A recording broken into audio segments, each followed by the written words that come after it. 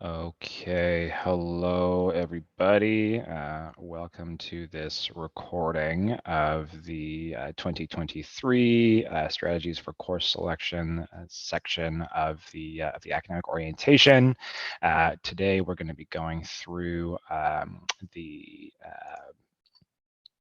presentation that was given on the 23rd of June. There were some issues with setting up the recording before, and so we're just going to do it properly just online this way. So my name's Jack. I'm the Assistant Registrar Advising here at Innis College. You've perhaps spoken to me in the past.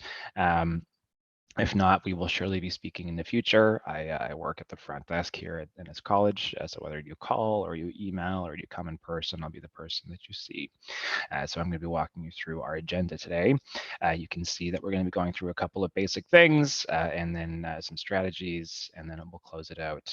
Obviously, there won't be any point in asking for questions at this point because it's just a recording, but I'll give you instructions on how to reach me if you do have any questions.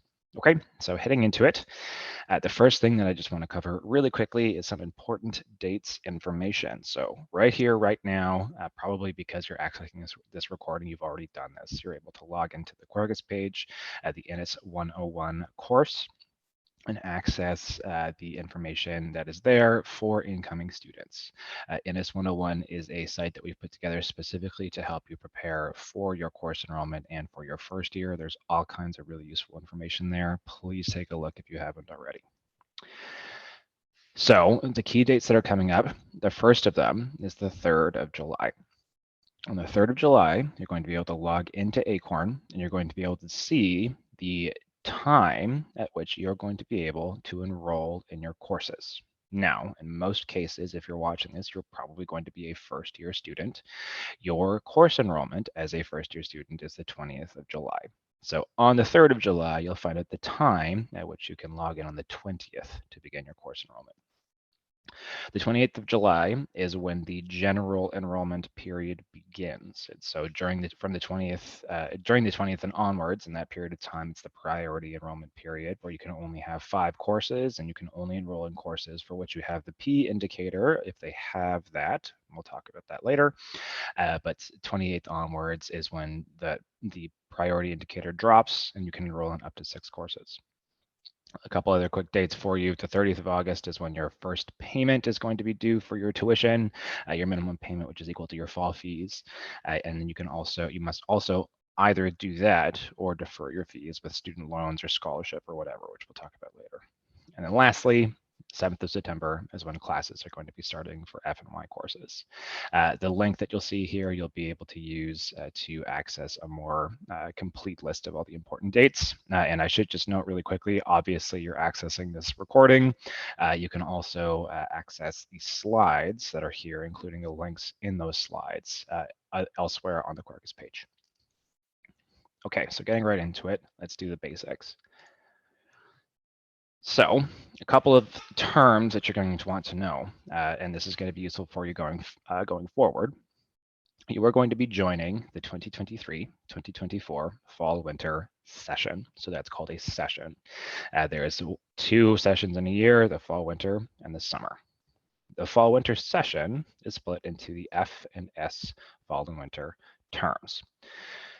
During your course enrollment, you're going to be enrolling in courses for both the F and S terms for the whole session. That might be H1F or H1S courses, half-year courses that run for just one term, and that might also be Y1Y courses that are running throughout the year. So just so you have that information in mind going forward. You might be wondering what this H1F, this Y1Y stuff means. I kind of just explained it, but just to go over it really quickly, if a course is listed as an H1 course, it's a half-year course, so it runs for one term. The Y1 runs throughout the session. In the case of the H1, whether it's an H1F or an H1S determines which term it's running in. And so if we're talking about a course like, for example, Social 100 H1F, this is a course that's going to be a half-year course running in the fall term. in case you run into this, because you may do this with the timetable builder, which we're going to be discussing a little bit more later on.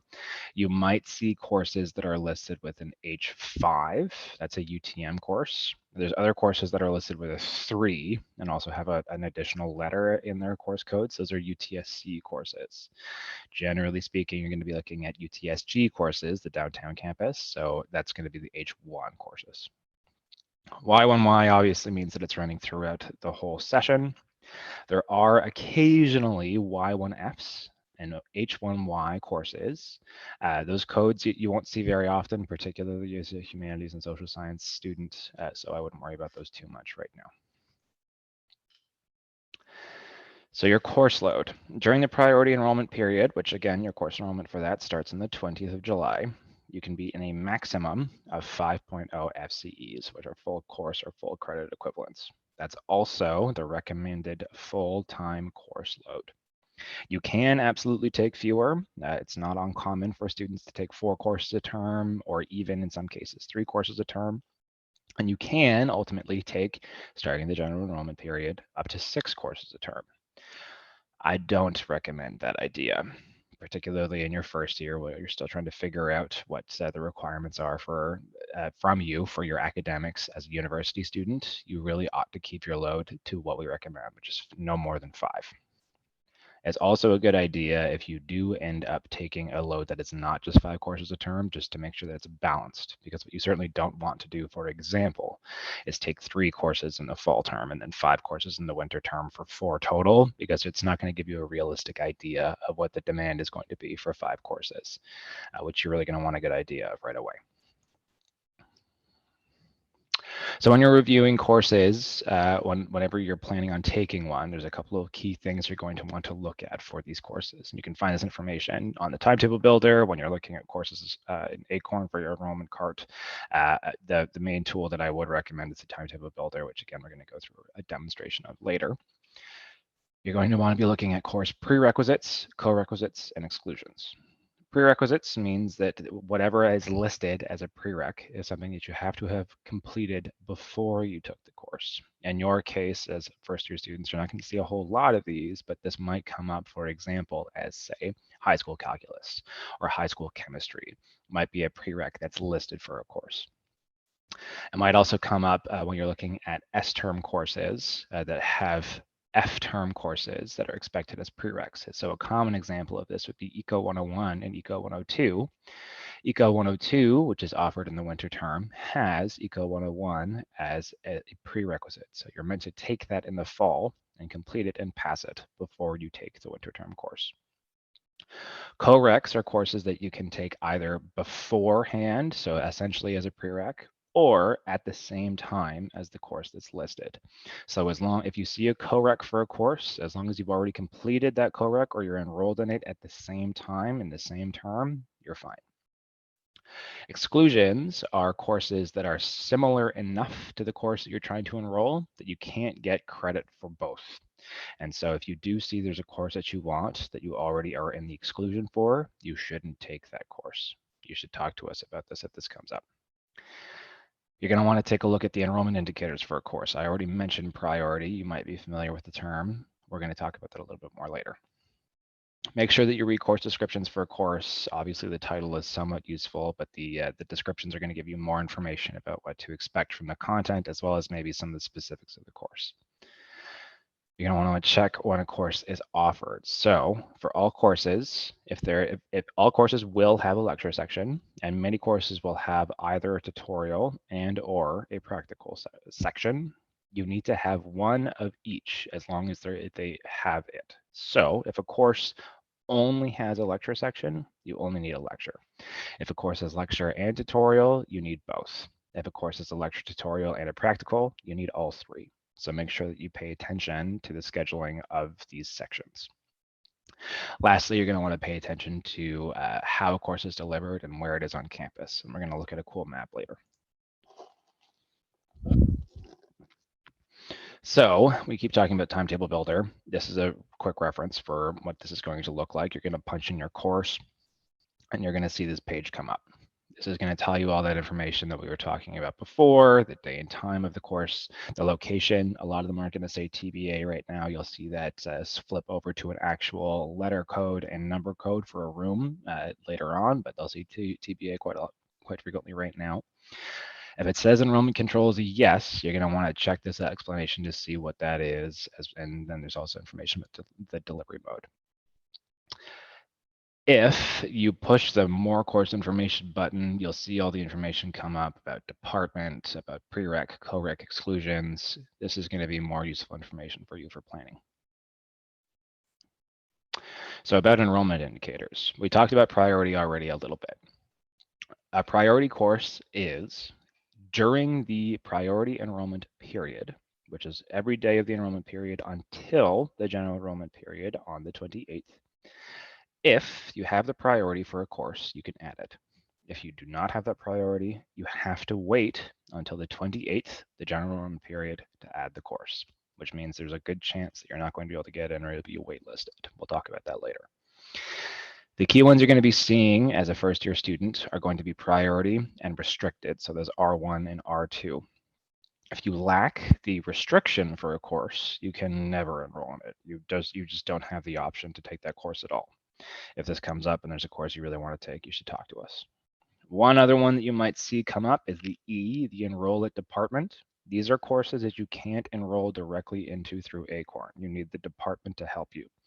This might involve an application. It might involve emailing the department. The instructions will be on the timetable builder, so make sure you take a look. Okay, so there's roughly two families of courses that you're going to be taking in your first year. There are really big courses and really small courses. First, the big courses, when we say big, we really mean big. This is anywhere between a few hundred all the way up to 1,500 students. Convocation Hall, which you'll probably end up having a course in, can seat 1,500 seats.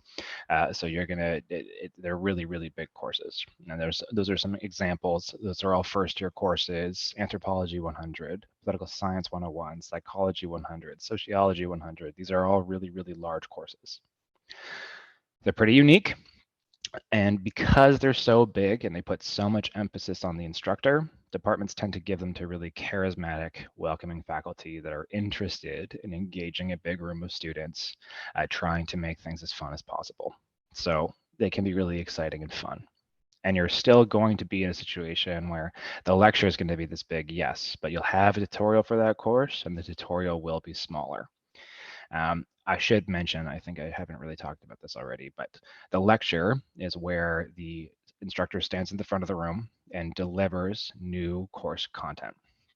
Tutorials are where, in a smaller format, it's typically more of a conversation with either the TA or some of the instructors of the course, or you go over that content and you discuss it and massage it into your minds and maybe look at it in the context of some readings.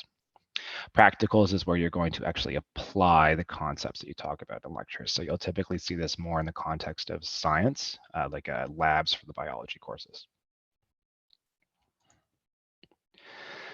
So for the smalls, the small courses, of which there are many for first-year students, are going to be the other big category. Roughly half of the courses that are offered for first years are in this category. We're talking like 25 or 30 students or less. These courses are going to reward high participation because it's going to be more like a classroom that you're used to in high school. It's going to be a big round table where you all have a conversation about the readings, so you're not going to be able to hide that you haven't done them. It's a really great opportunity to meet other students and talk to them. This is going to be a really key opportunity for you to start thinking about how you want to speak academically, how you want to think academically, how you want to cultivate yourself academically among peers. So these courses are a really great opportunity if you're interested in subject matter to really engage with the future student you might become. Okay, so we've talked a little bit about looking at courses in the timetable builder, understanding if you're able to take them. We've talked a little bit about the rough categories, the big courses, the small courses. Let's just have a quick conversation about making good decisions about these courses that you're looking at. So first of all, You're going to want to get as much information as possible. In fact, all of the information that's available about courses. That means looking at the arts and science and departmental websites. We're talking about the calendar. We're talking about any the websites that courses post specifically for their first year students and their first year courses. We're talking about student community pages, things like Reddit, even though you should take that with a grain of salt. We're talking about looking at course evaluations, which are available on Quercus. And we're talking about going to your registrar if you have any questions about enrollment or process, or if you're going to be ready to take these courses. Bear in mind that you're able to make changes in the first couple of weeks of your classes. The deadline to enroll in F term and Y session courses is actually the 20th of September, which means that there's plenty of time if you really, really don't like a course to drop it and add something else. You should also know that class averages are always going to be pretty similar, anywhere between, say, roughly a C+ to a B is typical. But you can always be the student that is responsible for making that average go up. The key thing is not to be looking for courses with high averages for the sake of your GPA. The key thing is to be looking for courses that you are really interested in taking, because you can always be the A student in that C average course. Don't be intimidated by high course numbers. So we've been talking about Soc 100, Psych 100, Pol Sci 101. The second digit, or sorry, the 200 or the 300 or the 400 in a course indicate if a course is meant to be a higher level, but the second two digits, so the 10 and the 100, don't actually necessarily indicate that the course is harder. In some cases, they do indicate a higher series, but usually it doesn't mean anything so specific, like seminar courses, for example, which are meant to be super welcoming and super easy to access, are typically in the 190s. It's pretty common for first-year students to take 200 level courses, particularly if those 200 level courses say something like introductory in the name, because they're actually meant for first-year students. Aside from that, I wouldn't necessarily recommend that you take 300 or 400 level courses, even if you have the prereqs, which is to say they don't have any prereqs. Those courses are still going to expect that you have a high level of understanding of what being a university student means, and the expectations are probably going to be a little higher than you're ready for. So for your year of study, I mentioned before that you're probably going to be a first-year student. Being a first-year student means that you have less than 4.0 full course equivalents or full credit equivalents. Your goal is to advance to second year during this fall-winter session by earning at least 4.0 FCEs. That includes courses or credits that you have from advanced standing like AP and IB, and that might be part of the reason why it's possible you are more than a first year. So come talk to us if you have any questions about that. In preparation for your second year, so once you've reached 4 credits or more, you need to enroll in programs of study. Acorn will not let you enroll in any courses at all if you are not in a valid combination of programs that earns a degree. And those combinations, hopefully you've seen this in previous videos or you looked at this in the Quercus page, they're going to be either 1 specialist, 2 majors, or 1 major and 2 minors. You need to be in at least that range of programs. Just for your information, third-year students are 9 credits or more, and fourth year are 14 credits or more. Okay, so those are all the basic things that we talked about a little bit. I'm just going to go over to the timetable builder now to just do a little bit of a demonstration of what to expect from the timetable builder. So we're going to go ahead. I'm going to switch around what we're looking at on my screen, so it might stutter for a second. Please forgive me if it looks a little wonky. Okay.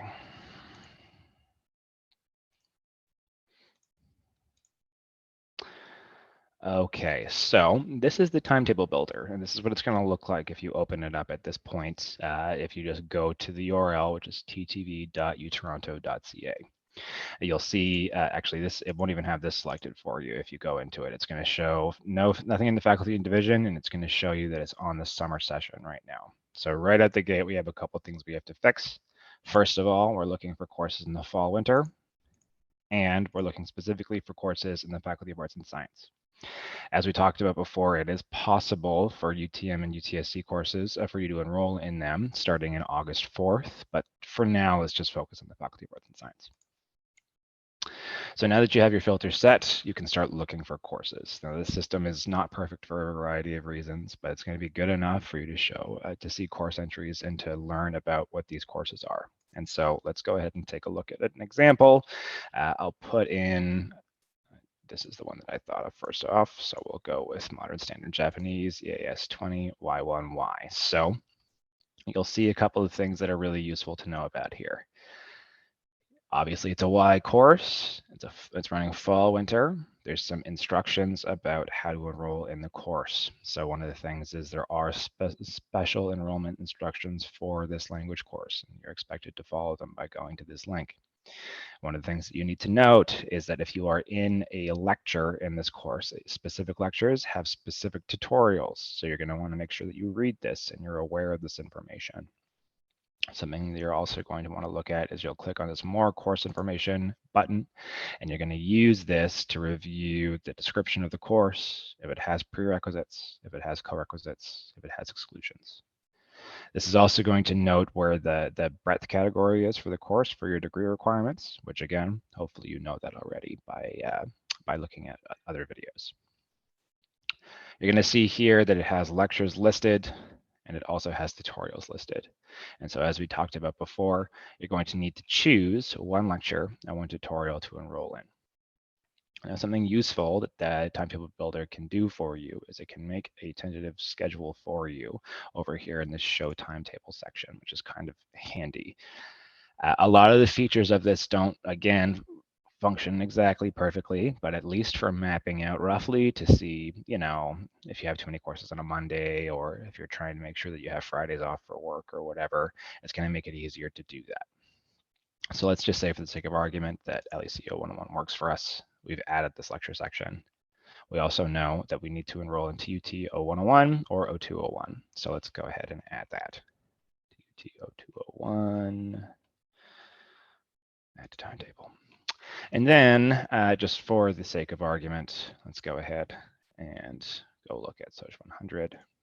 Take a look over here. So now we know that we want to add sociology. It's got instructions sort of like what it said before, but just for this, just for the sake of demonstration, we're just going to run over here and add this to timetable. And so you'll see that it starts adding all this information into the timetable builder for you. And you can use this as a reference for preparing your enrollment card. Okay, so that's hopefully enough of a demonstration. It's a pretty intuitive system. If you do have any issues, of course, always feel free to reach out and ask any questions. Okay, we're going to go back to our slide deck now, so just bear with me for one moment.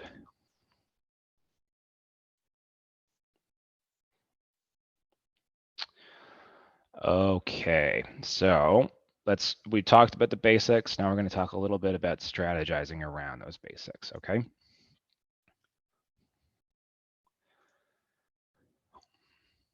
So starting from 0. So as a humanities social science admit, you've got the broadest possible range of things that you could be studying here at the university. There are things you can study that you probably don't even realize you can study. A really, really smart idea to start off with is to just open the academic calendar and start scrolling through the departments and read their names, just to get a sense of like what different things there are you could conceivably be studying. There are so many options, and making good decisions about what you want to study based on your interests is where you start.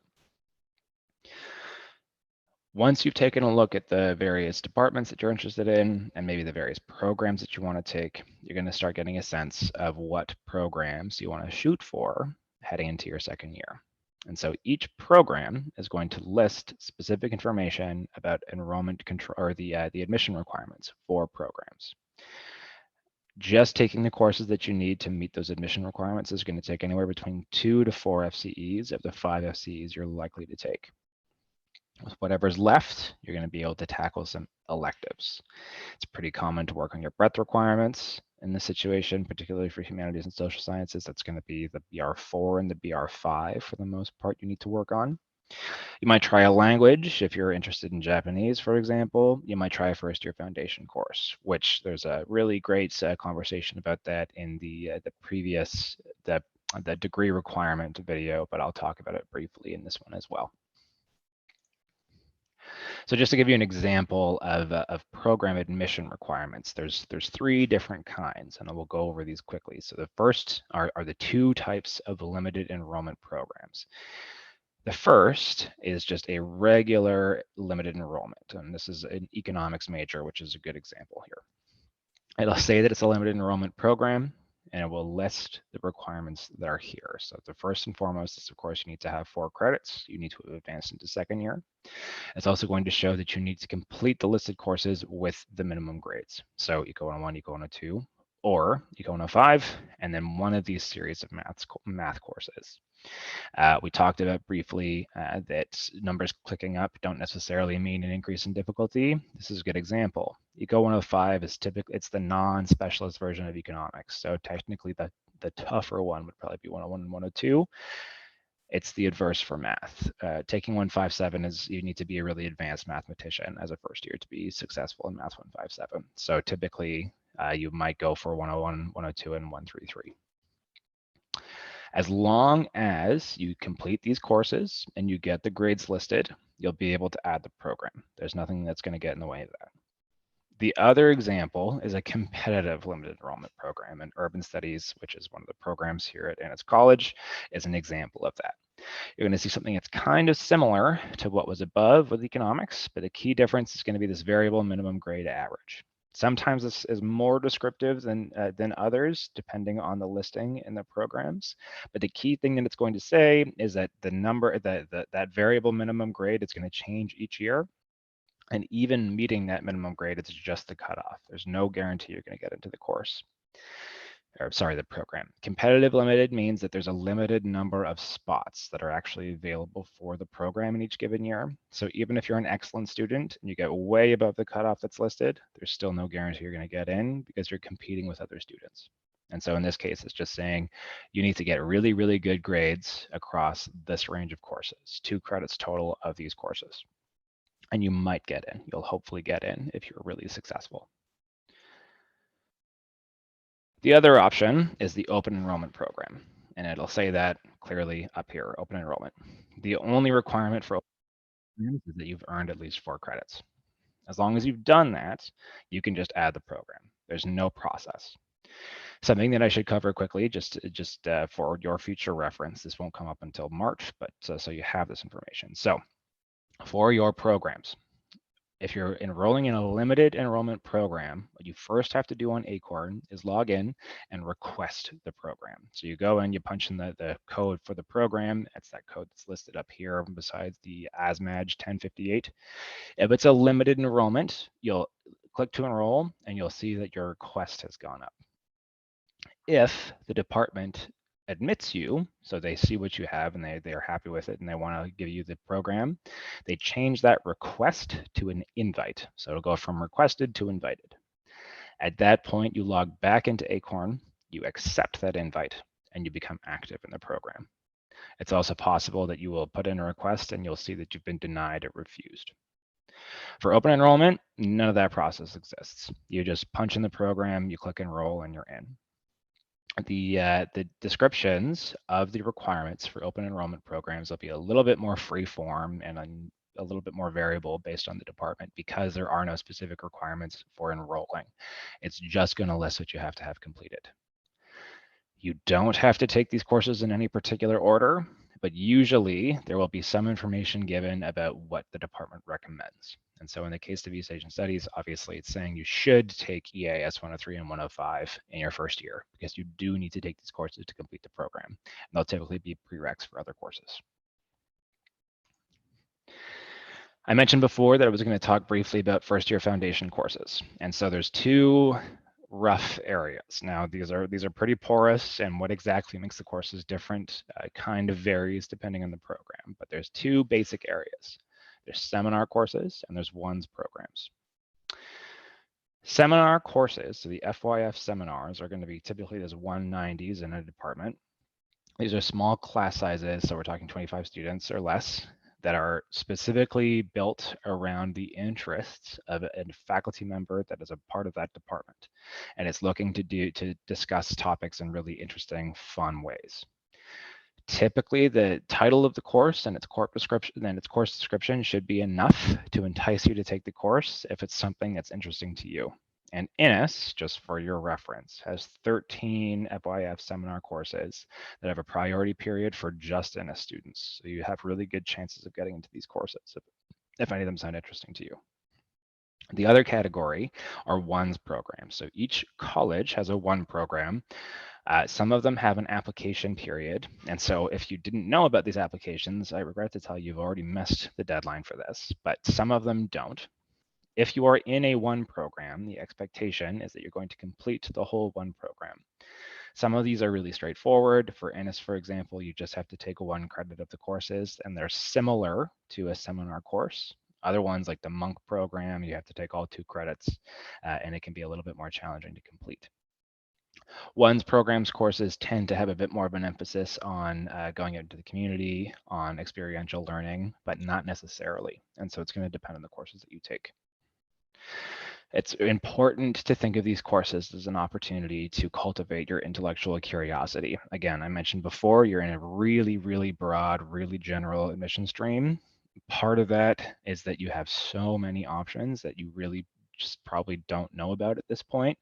It's important that you go out there and you explore to find the things that are going to engage you. So we've talked a little bit about basic strategy for approaching how you're going to start picking courses. And so now it's time to have a little bit of a conversation about making that plan. So you're gonna do what we talked about before, plotting your schedule on the timetable builder and preparation for getting things ready for your enrollment card. In terms of scheduling courses and preparing how many courses you're taking, you should not be focused on just giving yourself days off, because having days off is nice. You should focus on giving yourself times for your courses that work well for your learning style. Some people are morning people, some people are nocturnal. I tried to take 6 to 9 p.m. courses when I was a student. It did not work out. I slept through every single one. Avoid those if that's you. You should work around your life. So that means if you need days off for work, if you need days off for volunteer opportunities, whatever, fine. If you need days off for people, family obligations, you know, parents or children or whatever the case is, those are good reasons to be taking days off. Make sure that you have looked at everything to do with the scheduling for your courses. Double check if they have tutorials and practicals. Make sure that you've scheduled for everything. You should know Acorn is not going to stop you from enrolling in courses in conflict, which is to say they're scheduled at the same time. You absolutely do not want this. Being in 2 courses in conflict is a huge problem for you academically for a variety of reasons. The key couple of them being, aside from the fact that you won't be able to comprehend courses properly because you're not in them, you're not paying attention to lecture because you're in another lecture. If there are in-course assessments like midterms and tests and exams and that kind of stuff, if they're scheduled at the same time, you will not be accommodated for the fact that you're in a conflict. And so you'll end up with a 0 on one of them. It's a really, really, really bad idea to be in a conflict. Don't do it. So make sure you have a backup plan if you do want courses that are in conflict. I just want to show this really quickly. This is an old map that you can't seem to get anymore. It's probably because some of the buildings are starting to get updated, so some of them aren't here, but this is an excellent example of campus. And so if you have courses way up at the northwest corner over here, close to Spadina and Bloor, it's going to be kind of difficult to get to your next course, which is all the way down at the southeast corner over here at Queen's Park in College. I should mention very quickly that it is possible and it is fine to take 2 courses back to back. So I'd say a 10 to 12 and a 12 to 2. There's something called U of T time. And U of T time means that courses begin, and tutorials, and any section begins 10 minutes after the hour. And that's specifically to facilitate letting you get from one place to another. So if you're going from mid-campus to outer campus or somewhere within inner campus or whatever the case is, 10 minutes is plenty of time. And even honestly, you can get across campus in 10 minutes if you hustle. But nevertheless, you still want to plan around maybe not going corner to corner. We already did our timetable demonstration, so we can skip over this. Okay, so now We've thought a little bit about our plan. We've thought a little bit about the courses we want to take. We have a good idea for the programs we're shooting for. We've mapped out some courses in the timetable builder. And so now what we're going to start doing is we're going to put our courses in our enrollment cart in Acorn. The key advantage of the enrollment cart is if you preload courses into the cart, there's one quick button that you can go to and you can click on your enrollment time and it'll enroll you in the course. You're going to check your course enrollment time on the 3rd of July to confirm when you are enrolling in courses on the 20th of July. Make sure, as we get closer to the 20th of July, that none of your course enrollment, none of the times have changed, none of the scheduling's changed. It's all still there. If you need to make any changes because of changes to the courses, do that.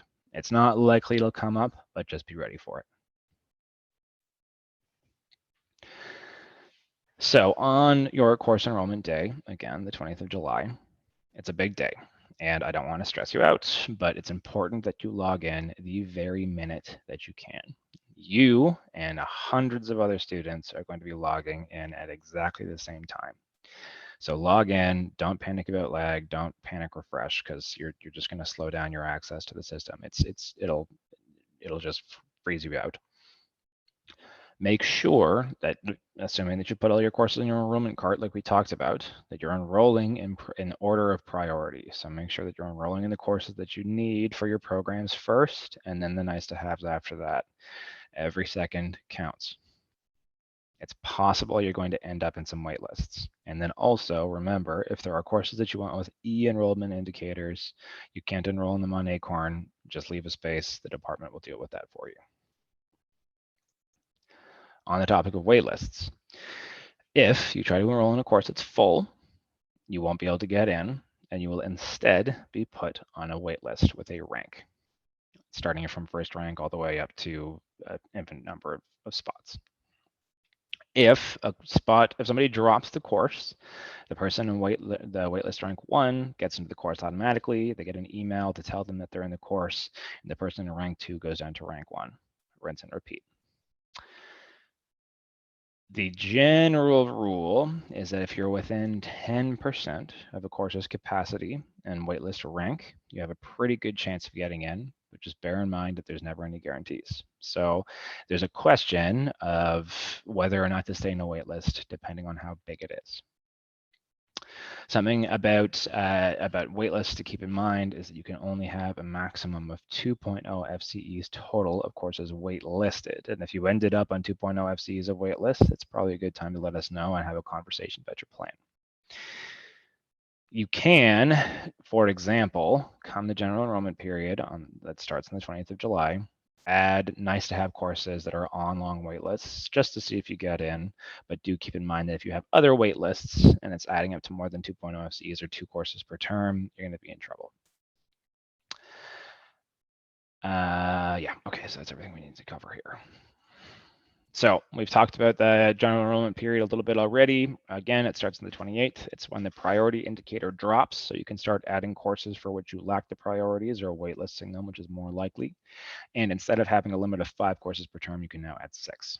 So if there are courses that you think might be cool and you're not sure yet, you can go ahead and start adding them at this point. Remember, you can drop courses, F courses, all the way into the dates in November. I think it's 20th of November, but look at the calendar just to confirm. And Y and S courses are even past then. And so it's totally fine and totally valid if there's 2 courses that you really want to try, but you're not sure which one you'd like better than the other, just take them both. You can always just try it the first lecture or 2, and then drop one that's not working. There's no enrollment on the 27th of July, the 1st of August, or the 3rd of August. So don't freak out if you're trying to make changes and you can't at that point. And then we talked about UTM and UTSC courses before. You can actually start adding those on the 4th of August. So not until no UTM or UTSC courses before then.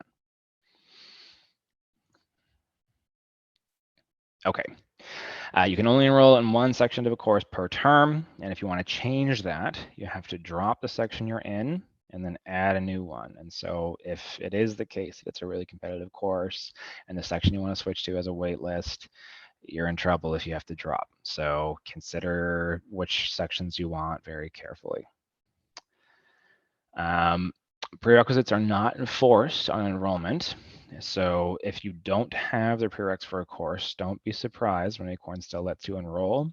The department will eventually come along, see you are lacking in prereqs, and kick you out of the course. So don't think that you've cheated the system by adding a course you don't have the prereqs for. You're going to get kicked out. Don't do it. If for whatever reason you think that you are an exception to the rule and they really should let you into the course, you can email the department, but you should expect to be told no. It's the 6th of November for F courses for the drop. There we go. So as long as you drop a course by that deadline, again, the 6th of November, absolutely no consequence for having started it. So when we're talking about that 6th course, you have even a couple of months to try it out before you determine what you want to do. If you want to switch between courses, remember, sure, the drop deadline is the 6th of November, but the add deadline for F courses and Y courses is the 20th of September. So that's really the key date to bear in mind. Okay, a couple things about responsibility. I know this is a slide that hurts to hear, but I gotta say it because it's important to say. So if you can believe it, society considers you an adult now. You might be an adult already, but you get the idea. We want to help you. Your registrar wants to help you. I personally want to help you, but it's really hard to do that if you don't do your own job and take responsibility for your own future as a student. That means that you are responsible for reading all publicly available information, emails that are sent to you, information pertaining to study plan by looking at your calendar and the program page, information about payment and finances and deadlines and all that kind of stuff. That's your job. You are responsible for that. It's a lot, but you got to do it. It's your responsibility to watch for prereqs, co-reqs, exclusions, and conflicts. Nobody's going to be able to come to your rescue if you get kicked out of a course because you don't have a prereq and now your fall term or your winter term is not balanced the way you wanted it to. It's your responsibility to know those dates, those deadlines, and the course enrollment rules. And it's your responsibility to know when you need help and to ask for it. There's a lot of the times, it happens all the time, that students find themselves in a really tricky situation and they freeze up and they get paralyzed and they don't know who to speak to and they don't know how to get help and they're feeling like they made a foolish mistake and somebody's going to judge them. Do not feel that way. Do not do that. As soon as you're in a jam, if you don't know how to fix it, if you can't figure out what to do, that's a great time to talk to us. Okay. All right, so quickly, just some specifics about money stuff and the mechanics of registration. So we'll go through this quickly. This will hopefully save you sending me some emails and concern about your OSAP and that kind of stuff. So you have not been invoiced yet. You don't owe the university any money yet. That's going to change around mid-July. It's going to be when your fees get posted. You'll see it show up initially as the program fee, so the flat fee for full-time students. That's probably going to be what you end up paying. We'll talk about that in a second. It's possible that, so you're going to have your tuition and your incidentals on there, depending on if you're going to the residence. You'll also see your residence fees, and there might be some separate information about your residence finances and your residence deadlines. So make sure you're paying attention to emails from the residences. Options to make payments, there are several. You should go look at the student account website for making payments. And then there are also options for fee deferrals discussed similarly on that website. For fee deferrals, the key things that you can do for that fee deferral are either through a student loan, a Canadian student loan, or a scholarship. Those are really the big two. We'll talk about this a little bit more. So right now, you'll see that your status for the session is invited. That means that you have not paid or deferred your fees. If you do not pay or defer your fees by the deadline of the 30th of August, you will then be kicked out of the session and you will then be something called financially canceled. If you will become financially canceled as a first-year student, your admission to the university is invalidated. So you have to try to get readmitted. So do not do that. Do not get financially canceled. Once you have made your minimum payment or you successfully deferred your fees on Acorn, your status goes from invited to registered. That's when you're safe. That's when there's no risk of being kicked out of your courses. For the fee structure, we talked about this briefly. You will start off on the program fee structure, the flat full-time student, the flat fee for students that are expecting to take their regular course load. This is what is standard for students that are in 4.0 FCEs or more. Because you need 4.0 FCEs to advance in the second year, you're typically going to be taking these 4 courses or more. If you intend to take 3.5 FCEs or less, which is possible if you end up with lots of transfer credits, for example, you can be switched to the per course fee, but you should make sure you come and have a conversation with us if you're considering doing that.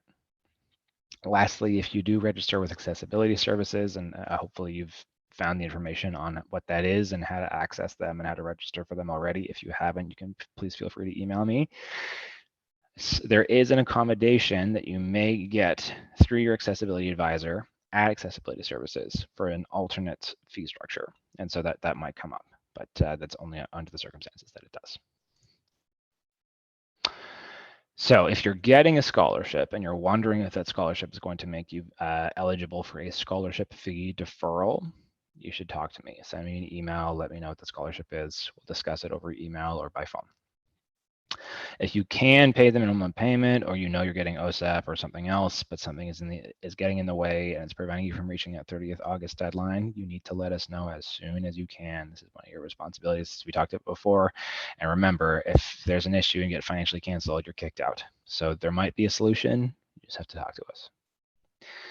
You should also know when the rest of your fees are due after you've paid your minimum payment or you've deferred your fees. Those deadlines are going to vary depending on which of those things you've done.